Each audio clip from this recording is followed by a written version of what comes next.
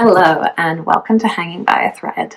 My name is Ailsa and this is my little corner of the internet to talk about all things knitting, the highs, the lows, and everything in between. So today I have a standard podcast episode for you. We're going to talk about some finished objects, some works in progress, some upcoming plans, and then maybe some recommendations at the end, some things I've been reading or watching lately. And so we're going to jump right in. So grab your knitting, grab something to drink, and let's get to it. Okay, first up in finished objects is something I'm really excited about. I can barely fit it into the screen here. This is my finished Ingrid sweater. I'm actually going to stand up so I can try and show it to you a little bit better. It's hard to get in the frame. I'm going to insert some B-roll. I have some video of me wearing it as well as just it on a hanger so that you can see it more. But here it is done. I talked about this in my last episode. So this is a sweater that I have made for my brother. I made this for his 40th birthday. It is the Ingrid Sweater by Petite Knit, the Ingrid Sweater Man specifically. So this is a DK weight pattern. I believe the women's version is worsted weight, so that's one of the key differences between the men and the women's pattern if you're interested. I made the size 5. And I used Knit Picks Swish DK, which is 100% superwash merino, in the colorway Forest Heather. I used the suggested needle size. I will own up now, I did not swatch for this, which I know seems kind of wild on such a big gift knit, but yeah, I don't even know how to explain why. I guess I was just feeling reckless. Also, I have found in doing other petite knit patterns in the past that my gauge tends to be fairly close to hers, so I guess I felt relatively confident. I don't know. That's the only explanation I have for you. But I did use the recommended needle size. Well, let's take a look. This pattern comes in sizes extra small to 5XL. I don't have the actual chest measurements here. I'll maybe put those up on screen, but a wide range or a wide offering of sizes there. So here it is. Let's talk about it. Let's talk about the finished object, my knitting experience, all of the good stuff. So, I think I was saying last time, overall, this has been a lot of fun. It is very engaging to move through these different sections. So you have, let's just get that focused. You have double moss stitch here. You have the faux cabling crosses here. You have some 2x2 rib here. And then you kind of repeat those, and then you have these kind of garter bumps. So it's very engaging to work through the different sections, and it means you're never getting into just endless miles of stockinette, which, as I've discussed before, is not my preferred knitting mode. So it's very interesting and engaging. It's very enjoyable. I did find, and this is not anything to do with the pattern, but as I was getting close to my deadline, I was getting a little bit stressed out with this. And yeah, so that kind of took away from the knitting experience for me. But yeah, that's not anything about the pattern, that's about my time management, I guess. Because my goal had been that, so let's back up. My brother and I don't live in the same place, and he is currently traveling. So I wasn't going to be able to either see him to give this to him or to send it to him to open on his actual birthday. So my goal was that I wanted to be able to finish and block the project, the sweater, before his birthday so that I could take a video and send it to him on his birthday. So that was kind of where I was at. And as I was kind of approaching that deadline, I was getting a little bit stressed out. I was like, oh, maybe I'm going to have to send him a video of it unblocked. But if you have ever seen, and I think I actually do have a photo of what this looked like before I blocked it. Because you've got things like these sections of ribbing, the ribbing cinches in really quite visibly, so it looks really quite odd and misshapen before you block it. I think you can even see a little bit, even though the arms have been blocked, you can see that cinching in on the ribbing section there. So yeah, I really, really wanted to be able to block it before I sent the images. But anyway, so that was kind of the stress I was having, I guess. But I did get it done in time, and it did get dried in time, and all of those things. It also grew fairly substantially with blocking, which I was expecting, given that this is superwash yarn, and which I was actually hoping for. It was looking a little bit on the neat side, but I'm hopeful now, looking at it, that it is going to be a good fit for my brother. So, yeah, I was fine with the the growth that I got in blocking. If I haven't already put some B-roll of me wearing it in, I will now. And you'll see on me, it's quite a bit longer than I would probably make a sweater, although maybe not, but I think that's probably the right length for my brother, who's a little bit taller than me, and also I feel like men wear things in a slightly different place. Anyway, I'm hopeful. I obviously haven't seen it on him yet, but I'm hopeful it's going to be a good fit and he's going to really enjoy it and be able to enjoy it for many years. So one thing to say about the knitting experience of this, and I think this is a well-known complaint about the Ingrid sweater, is the sleeves are an absolute pain in the arse. So for the sleeves, you have decreases, and this is all charted, but the decreases are not shown in the chart, and you're left on your own to figure out how you're going to manage those decreases. That's relatively simple on things like the double moss stitch and the 2x2 rib. Where it gets complicated is on the cross hatching. And I tried my best, but it looks, if I show it to you, it looks really quite dodgy what I've got. Let's see if I can... Yeah, it looks like a mess. Luckily it is on the underarm because of where the start of round is, but let's yeah, you can kind of see there's just like bits disappearing and getting kind of mangled. It's not great. It doesn't look amazing.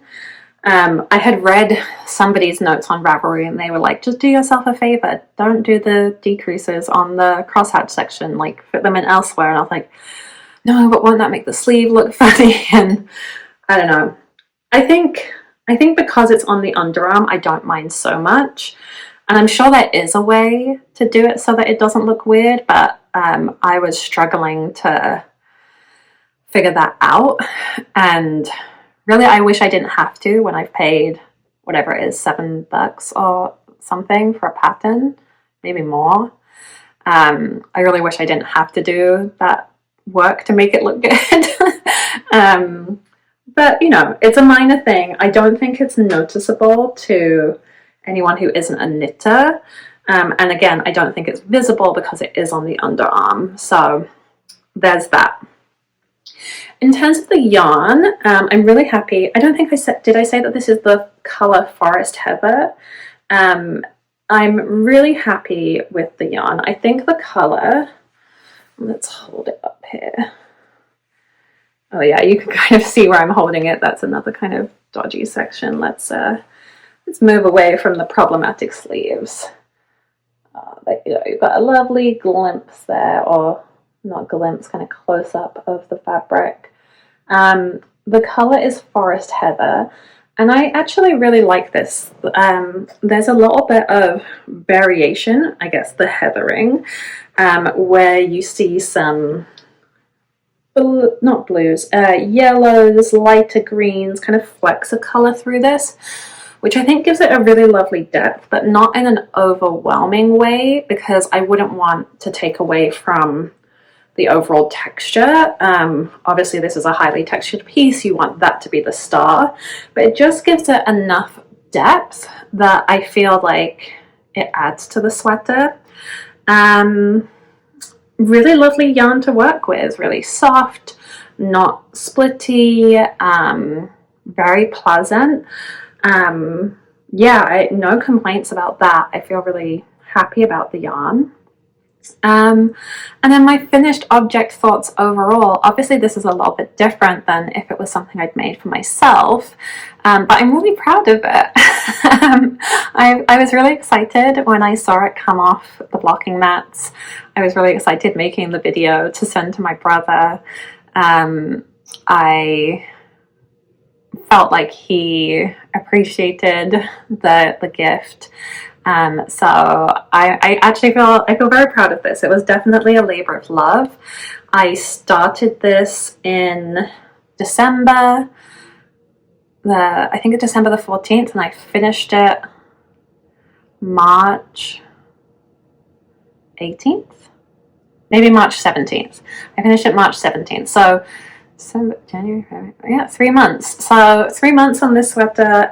I wasn't knitting on it monogamously, but definitely, and there were sections, I think I mentioned last time, like this second section of cross hatches I must have done 5 times and pulled it back just to try and get it as clean and crisp looking as possible.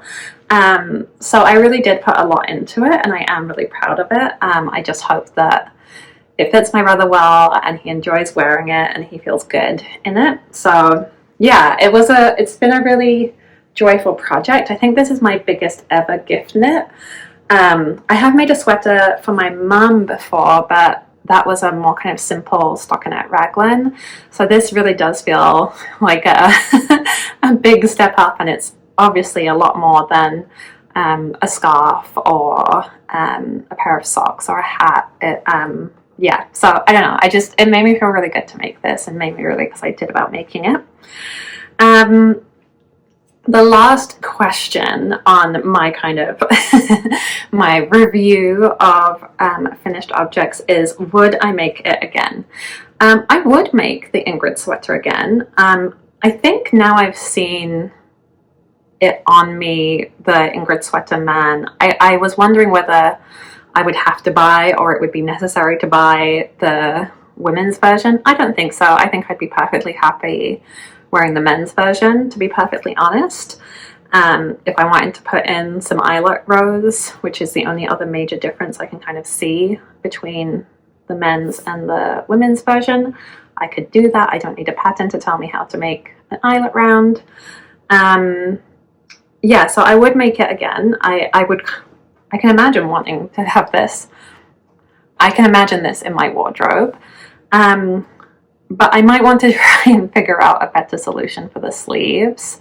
That's the one thing that would put me off, because it was frustrating. And especially when I put in a lot of work to try and get, you know, each section looking as good as possible. I did a lot of ripping back that I don't always do. I sometimes just leave mistakes in because I'm like, oh, I can live with it.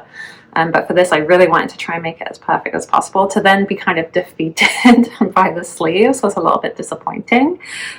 So I would potentially look at how I could get those sleeves looking better if I were to do it again.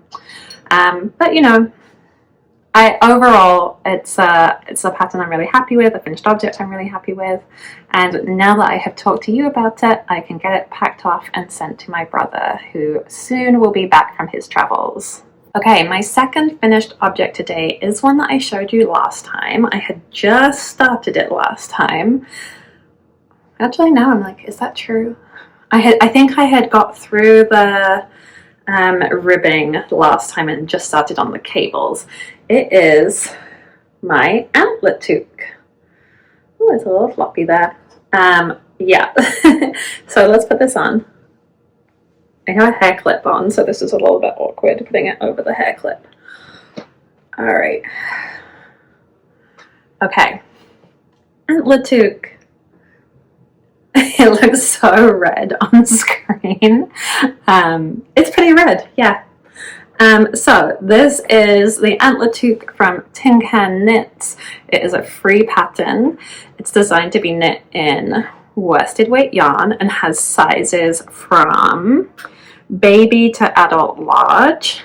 I made the adult small medium. Typically I end up making a large, but this is plenty roomy enough for me, and I did base it on their suggested head circumference, and this was what made sense. I used Paintbox Yarns Baby DK held double in the color Pillar Box Red, which is a very apt name. This does indeed look like a pillar box. Yeah, it does what it says on the tin. And so I held this double to get a worsted gauge, and I used the suggested needles, which are a US 6 or 4mm and a US 8, which is a 5mm. So I talked about this last time. My goal with this was to learn to cable without a cable needle. That was essentially the whole idea of this project. I have some cabling projects I want to do at some point this year, and I wanted to get the knack of cabling without a cable needle confident on a smaller project before tackling it on a bigger project. So that's what the goal was with this one, and from that point of view, hugely successful. I figured it out. I'm happy with how the cables look.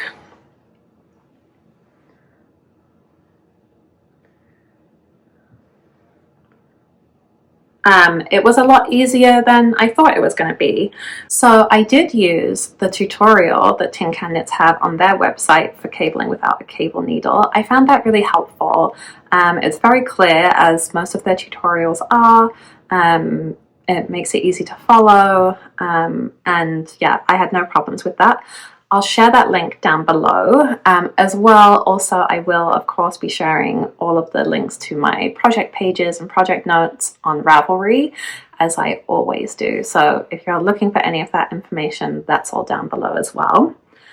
Yeah, and I guess the other thing to say about the knitting experience is it is enjoyable, this cable pattern, because it is very easy to memorize. It's a 8-round repeat, but really easy to just kind of get it into your head and know what you're doing. It's quite a simple chart, I guess, so it's not hard to keep up with. So yeah, that was fun too. It's just enough challenge, but not so much that you're kind of stressing out over it. The other thing to say is that this was my first time using the Tin Can Knits app. If you're not aware, Tin Can Knits have their own app where you can access patterns, and it's pretty cool. So you can put in the size that you're making, the weight of yarn you're using. Some of their patterns have different gauges, so you know, a sweater that comes in fingering DK and worsted weight options. So you can kind of pick what size, what gauge. Sometimes they have choices of things like what construction method. Do you want instructions for top down or bottom up? So they have all of those options. You kind of select what you want, and then it generates the pattern for you specifically with only the instructions for your size, your gauge, and your preferred construction method. I think this is such a genius way of delivering patterns. It feels like they've really made use of technology in a way that I haven't seen anyone else in the knitting world doing. Correct me if I'm wrong. I just think, why isn't everyone doing this kind of adaptive patterning? Especially, and don't get me wrong, I love that we have so many sizes in patterns. I want to see designers doing more and more sizes, but it can be hard if you're reading 9, 10 or more sizes in multiple sets of brackets. It can be hard to kind of follow your numbers. I just think it would be great if more designers, or if there was an app that designers could use to convert their patterns to this kind of style. I think it's fantastic. Really appreciate the work that they've done on this. I hope that they put more of their patterns on there. Like I said, I hope I see more designers or apps or whatever made available so that other people could start doing this, because I think it really is. It's just the most technologically integrated way of displaying a pattern that I've ever come across. My only gripe with the Tin Can Knits app is, and again, correct me if I'm wrong if you have seen this, but there's no way to kind of check off what you've done. So I can't like kind of, you know, put a little check mark next to the row that I've just repeated. I can't make notes on it anywhere. So I can't, you know, put a reminder, start back at this, or I made this change, which I typically use my iPad for following along my patterns. I take the PDF, I import them to an app called GoodNotes, and I use my Apple Pencil to scroll all kinds of notes over them the same way you would with a paper pattern. I can highlight, I can make, yeah, like I said, make notes about what I've done differently or things to remember next time I make the pattern. And I wish there was some feature like that in the Tin Can Knits version, but that doesn't seem to be an option right now. But, you know, who knows? Maybe in the future they'll add something like that, because that would be a functionality that I would definitely use. In terms of the yarn, which again is the Paintbox Yarns Baby DK, so this is 100% acrylic, and this is Lovecraft's in-house brand. I had bought this yarn originally. I was going to make something for my daughter and it ended up not working out. Yeah, would I typically make a hat in 100% acrylic? I don't know. I don't think I have before. But this is actually quite a nice acrylic, I think. I think it's a kind of higher end acrylic. It doesn't feel, I mean, yes, I can feel that it's acrylic, but it didn't have that like kind of super plasticky feeling as I was knitting that I've sometimes had. It feels soft. It was really quite splitty. That was unpleasant. I'm seeing some pilling on it as I look at it now, but again, I think that's fairly expected. Yeah, so it was splitty. And also I would say, because I made the choice to hold it double-stranded, which was a choice when I was also practicing a new technique, aka cabling without a cable needle. I maybe made my life a little bit harder than it needed to be. So you can see there are some sections, here's a good example, where I've got kind of like loose threads in the, where I haven't caught all of the strands, all of the plies, as I was manipulating my stitches. Oh, it's right here. That's, you can kind of see there some of the loose. Yeah. So, I mean, again, this wasn't intended that it had to be absolutely perfect. This was really a skill extender project, not this has to be the most perfect hat you've ever seen. But, you know, I did maybe make my life a little bit more tricky than it had to be. But yeah, I overall, I think for an acrylic, this is soft. It seems fairly hard wearing. It's warm. It doesn't feel overly plasticky when you're working with it or wearing it. So if you're in the market for an acrylic yarn, I think this one might be a good one. Or so far, my impressions are good. In terms of my thoughts about the finished object, so when I was reading through pattern Ravelry notes for this project, I noticed lots of people said they'd reduced the number of repeats they did before starting their decreases because it was incredibly long. So for my size, I think it's suggested that you do 8 repeats of the cable pattern before starting your decreases. And people were saying they'd done 4 or 5 or whatever it was. And I was like, okay, yeah, I don't want this to be super long and slouchy. I'll do 5. I kind of practiced trying it on when I got to that stage, you know, the funny picture where you've got like an open hat on your head. And I thought, yeah, this feels good. 5 feels good. But I think I should have done 6. It's like just slightly shorter than I would like. So again, let's put this on. So I wish it was just slightly longer over my ears. We get really cold winters here, right? You know, so I wish it was just a tiny bit more over my ears. But, you know, it's not terrible. It's definitely wearable. I definitely like the look. I like the brightness of it. So, you know, there's lots of good here. I just wish I had done 6 instead of 5. So, and I have a particularly large head, so your mileage may vary. But yeah, I wish I'd made mine slightly longer. Would I make this hat again? Absolutely. I think it's great. It's a free pattern. It's very easy. It's very enjoyable. I think this would be a really fun gift knit actually, because it has kind of like an impressive look without being too hard. Again, it comes in lots of sizes.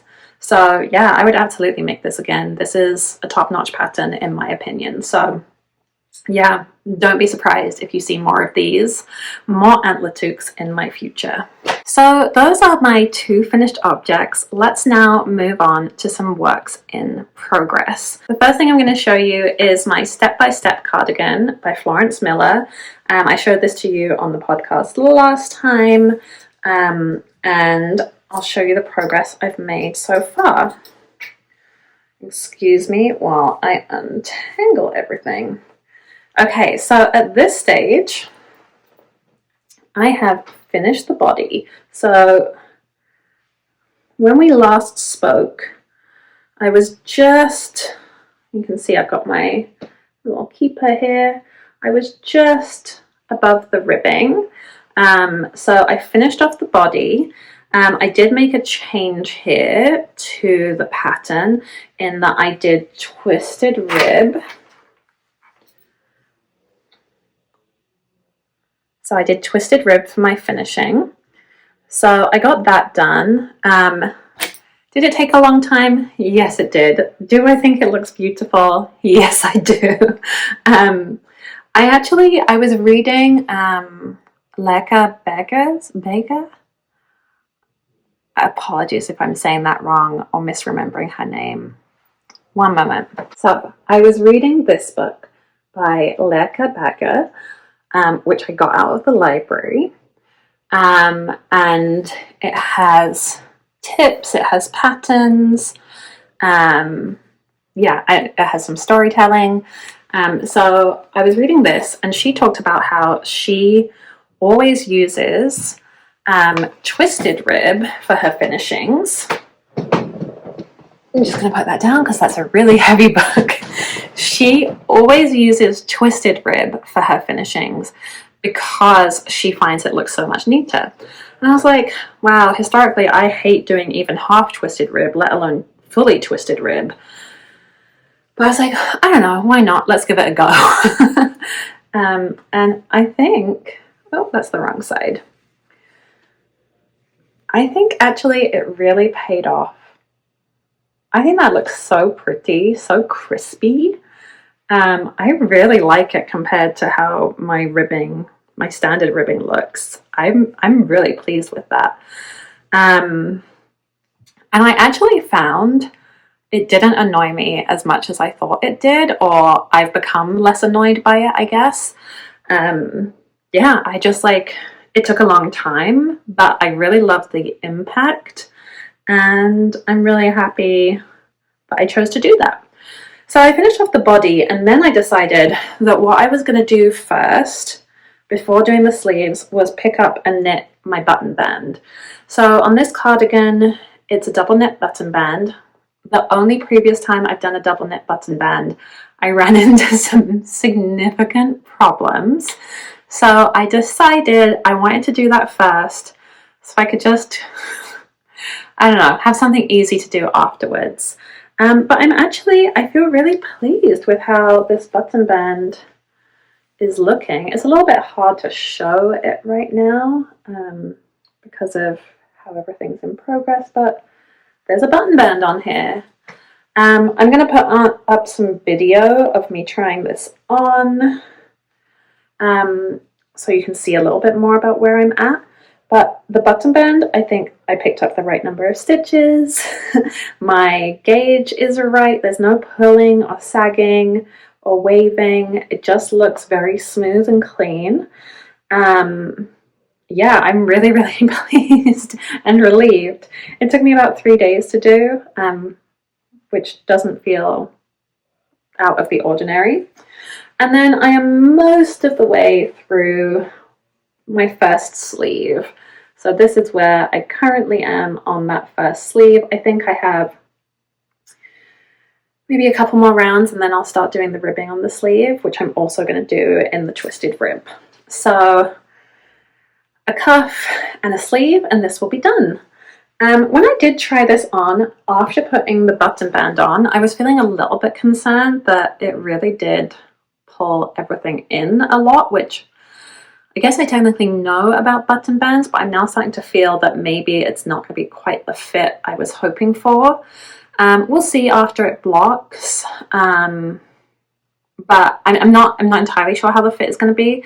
I am also noticing that the back is kind of riding up a bit. This pattern doesn't have short rows in it, or kind of neck shaping. So that might also be a little bit of an issue. But you know, I don't know yet. We'll see how it looks and feels when I have finished it. I mostly feel, you know, pretty good about it. I'm excited to get this done. I think I should be able to get this done in the next week, and then I can maybe wear it a little bit before it warms up. It is definitely not the most spring color. Like, this is a very autumnal color, but you know, I think I can still get away with wearing it. It's fine. I don't think I mentioned, but this is Barocco Vintage Worsted, and I think the colorway is something like Pumpkin Heather. I'll find that down below or in my Ravelry notes. But yes, it's this very rusty orange color. So, you know, not the most spring vibes, but there we go. That is what it is. Next up, I will show you what I'm doing with the final little bit of that paint box yarn that I have. So I have 2 balls like this, 2 50-gram balls left, and I wanted to use them up. So, and this is going to look really funny because it's currently on barber cords. But this is the very eeny weeny start. Let's turn that around.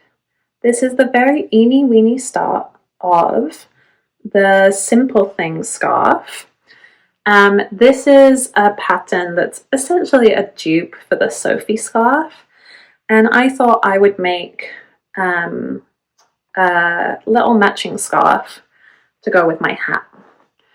I'm just going to knit it. I'm going to knit 1 ball of what I have remaining, and then I'll knit the other ball, and I will have used up all the yarn in my stash of this paint box yarn. Okay, and my final whip. This is so exciting. So in my previous podcast episode, I talked about the troubles I'd been having with the Wire Flamingos pink socks, and that I was essentially failing at colorwork socks. I decided, as you'll have seen if you watched my frog or finish it video, to scrap those socks, that I was not going to make them right now. I was not going to start again. That yarn has gone back in stash, and at some point I'll make them again or make something else. Either would be fine. But I did cast on a different pair of colorwork socks, also by Stone Knits, Charlotte Stone, but from her book, which I borrowed from the library, and these are the Blooming Lavender socks.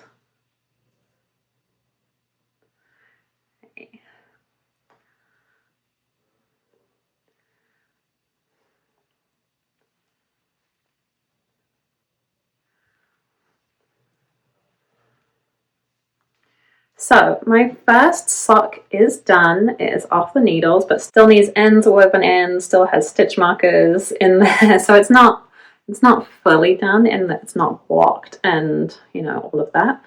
But it's done. It goes over my foot. I'm really happy. I'm really excited. I think this pattern is gorgeous.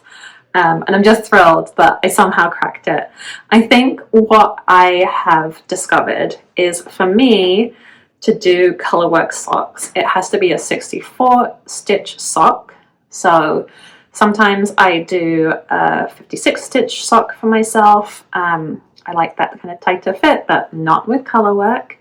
And instead of going just up one needle size for the colorwork, I go up two. And then I also really practiced holding my floats very loosely, like even to the point where I was like, I feel like I'm doing this wrong. But if it goes over my feet, I am happy. Like sometimes I was pulling it so that there was more in the float even. So that's what my floats look like. I also, on reading in Charlotte Stone's book, that she suggests not catching your floats all that often. I often just didn't even catch them. I just left them long and loose. So there's lots of kind of give there. So I did most of this as to pattern. I did half twisted rib for the cuff, partly because the pattern seemed to suggest that it had half twisted rib in the design, but then the instructions didn't tell you to do half twisted, so I was like, I'm just going to do that. I think that would look cool, and I think it does look very nice. I didn't do my heel in the contrast color. That wasn't any thought through plan. In her pattern, she has you using the lavender color for the heel and the toe. I just forgot to switch balls. So the heel is in the main color. This is a heel flap and gusset, and the only slight difference is you're doing eye of partridge for your heel flap as opposed to a standard slip stitch. But it's very, very similar. You can look it up. It's very, very minimally different to your standard slip stitch. And I did do the contrast toe, but I omitted the color work that's just before the toe in the pattern. I didn't feel like I needed or wanted that, but I did do the purple toe. So I think that looks cute. So I've got one sock down, and this is where I'm at on my second sock. So I've just done the heel flap on this one, so I need to do my heel turn and gusset, and then I'll be off to the races, just knitting the foot on this one. So again, I hope I can finish this within the next week or so. That would be amazing. There we go. There, it focused. But yeah, I cannot tell you how thrilled I am at cracking this, because colorwork socks is like one of my goals for knitting. I just want to make all the colorwork socks, so having cracked this feels so good. The yarn I am using, this is, and I don't have the purple with me, but they're all Sandnes Garn Sisu, which is their sock yarn. Let me see if I have a ball band here. So that's what the ball band looks like. If it will focus. We got Sisu. So this is 80% wool, 20% nylon. They come in 50 gram balls. I don't have the colors immediately to hand. These are just numbers. I can't remember which is which. But I've essentially got this slightly heathered grey in the background, this sagey green for the leaf and the stem, and then this like purple, this bright purple for my lavender. And I think this all works really well together. This is my first time using Sisu. It won't be my last. It's really pleasant. It's not a merino. I'm almost certain. It doesn't say it's a merino, but it doesn't feel like a merino. Anyway, sorry, mine just went on a little tumble there. So it's a slightly toothier sock yarn, in my opinion, which I actually think is really nice, especially for color work. It gives you that feeling of like the fibers are going to stick together, and it gives you quite a crisp look. So I'm really quite pleased with this. It definitely has a very woolly sock feel, in a pleasing way, not in a off-putting way. So yeah, I think, I mean, I don't know if it's definitely not the most rustic, but a slightly more rustic, hardy feeling sock yarn is my impression. And I'm pretty excited about it. I definitely will be using this again. And yeah, here's to more colorwork socks. I'm excited. So to wrap up, I am going to talk about a couple of plans. I did actually make a whole spring knitting plans video, and I was so proud of it because actually it was more than just like spring knitting plans. It was how I go about the process of planning, and I showed an app I use for, you know, envisioning my plans and organizing. And then of course, because I am apparently just a technological klutz, I did not record the sound. And I don't have the heart to remake it. It feels like I kind of missed the boat on that one now. It is, you know, I saw somebody post their summer knitting plans the other day, so that would be way behind to post my spring knitting plans now.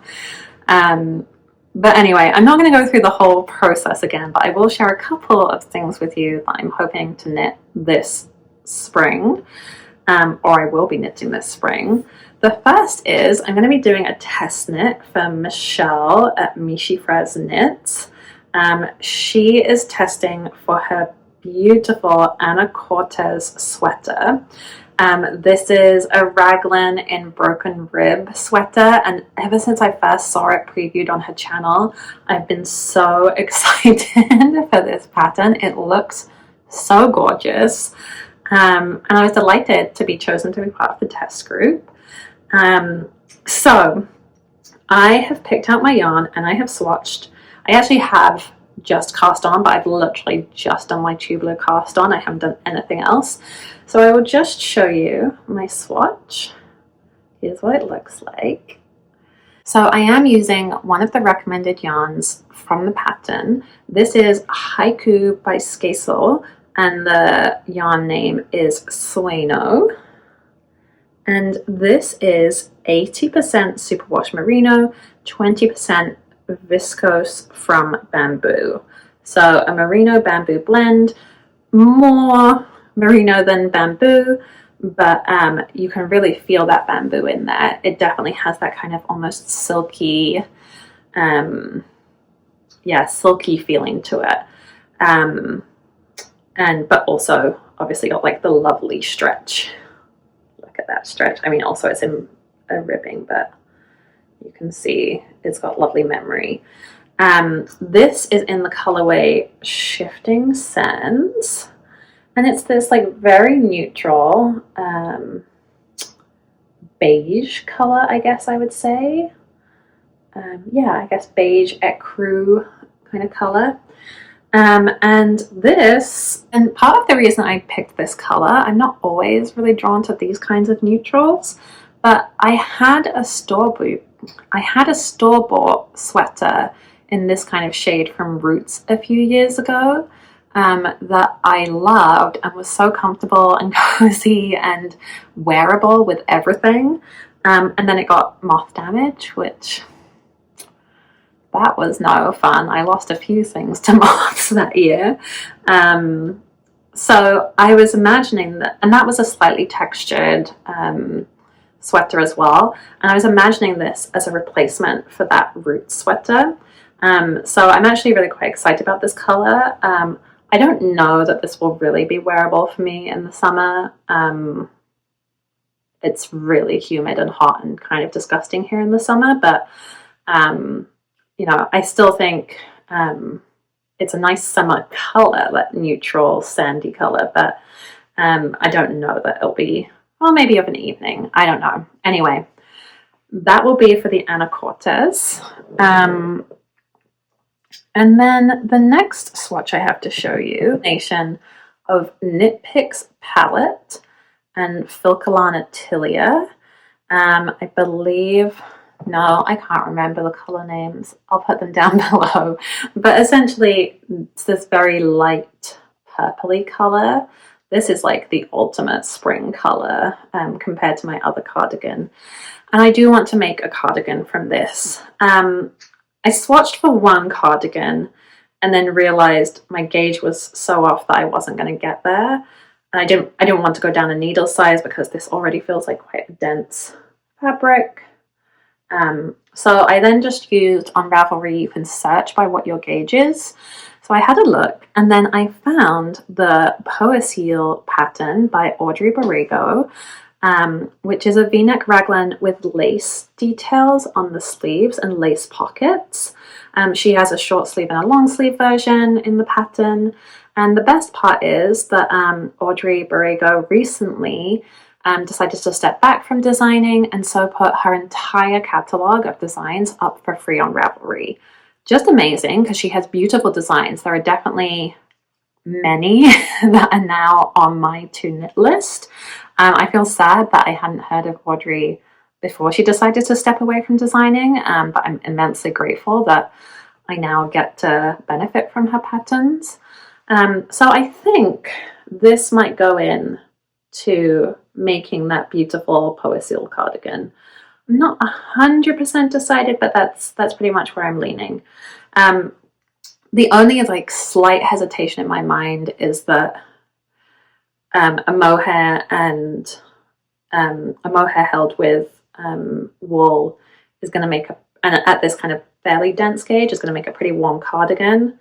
And this I probably wouldn't finish until June, so it's not going to be super wearable this spring.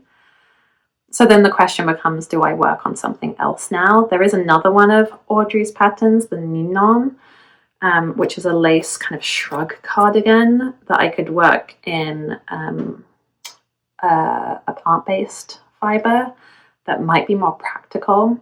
So this might actually end up waiting for a future occasion to cast on, but I was swatching for it. So I'm not sure. What would you do? Cast this on now? Cast it on next fall, next winter? Yeah, let me know your thoughts. There are also 101 other things I want to make this spring. As ever, it's like when your eyes are too big for your stomach. What's the knitting equivalent of that? I have whatever that is. I always want to cast on more than I could ever reasonably make in a given time frame. There's a couple of cows coming up that I would love to participate in. We'll see what I get done. We'll see what I jump into, but I'm feeling a lot of that kind of spring excitement and energy. All right, and finally I'll share a little bit about what I've been reading and watching. In terms of books, I've been really obsessed with Rufi Thorpe recently. I first read Margo's Got Money Problems. Fantastic book, really interesting in the way that it plays with narration and point of view. The basic premise is that Margo is a young woman at college who gets pregnant and decides to keep the baby, but then in order to make ends meet, becomes or starts an OnlyFans. That's kind of like the very basic premise, but there's so much more going on in this story, and the prose is just beautiful, like so stunning. For those of you who don't know, which is probably most of you, I was an English Lit major. I have an MA in English. I'm a writer. So this reminded me why I love books when the writer obviously really cares about language and prose. It got me really, really excited about like the sentence level. So if that's your jam, definitely pick this up. I also just finished reading Dear Fang with Love, which was an earlier book, but no less good. Quite different in terms of setting, I guess. It's about a young woman who goes to Europe with her somewhat estranged father. There is some definite thematic crossovers, actually, now that I say that, with Margo's got money problems, but essentially she's dealing with a mental health crisis while on this trip. The book is mostly told from the perspective of the father, but also you get some of the young woman's emails to her boyfriend interspersed throughout, or little notes to herself that she's writing. And again, just beautiful on a prose level, such interesting, deep thoughts. Yeah, there's just such a depth to her writing, and I'll definitely be picking up more of her books. I've become a really, really big fan.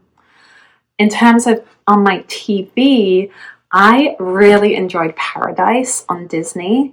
I cannot really tell you anything about it because the minute I tried to talk about it too much, I would spoil it for you. Let's say it's a political thriller with a twist. And that's all I can really say. I can't tell you what the twist is because that would ruin it for you. But great acting, great premise. Really hope it's coming back for another season. I think I saw that it had been renewed. Yeah, really enjoyed it. I think it was 8 episodes. I watched it in a couple of days. So if you need something to kind of jump into while you're doing knitting, definitely recommend that one. All right, I have been talking for a while. It's time to wrap this thing up. Let me know down below any of your thoughts, what you've been working on. Is there anything you're excited to cast on right now? Would love to hear from you. I hope you've enjoyed today's episode. If you did, feel free to give it a thumbs up, leave a comment, and hit that subscribe button if you'd like to see more of my content in the future. All right, take care, everyone. Happy knitting.